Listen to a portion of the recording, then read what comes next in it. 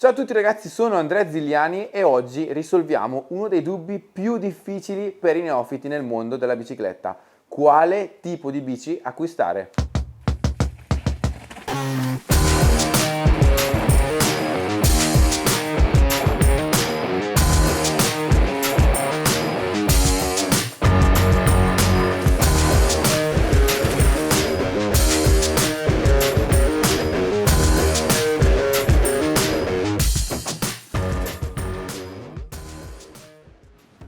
Partiamo subito con le bike, quindi bici del momento, ci permette di esplorare nuovi mondi e aumentare i nostri orizzonti ciclistici. Abbiamo full e front, io vi consiglio di prendere sempre una full perché è molto più comoda e ci permette anche di divertirci in discesa.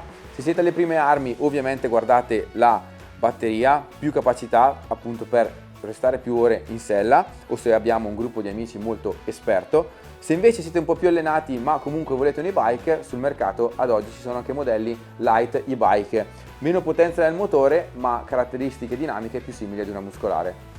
Passando al mondo delle bici muscolari troviamo la downhill, la classe regina del mondo gravity che però è davvero estrema, ci permette di scendere e basta perché è praticamente impossibile pedalarla in salita, ma in soccorso ci viene il mondo enduro.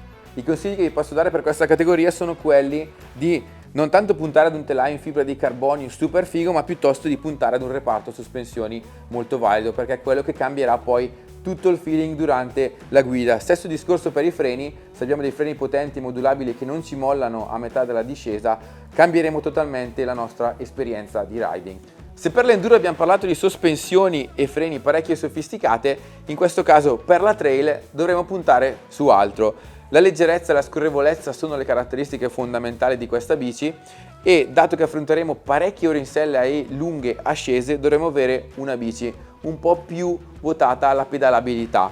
Il mondo delle cross country sta evolvendo parecchio e sta aumentando le proprie escursioni e le proprie capacità discesistiche e la trail si adatta bene anche a questo tipo di cambiamenti.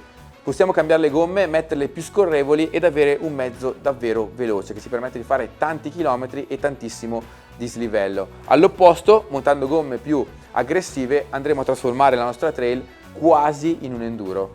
All'esatto opposto della downhill troviamo la gravel, questa bici da corsa pompata con delle coperture maggiorate che ci permettono di affrontare percorsi sterrati.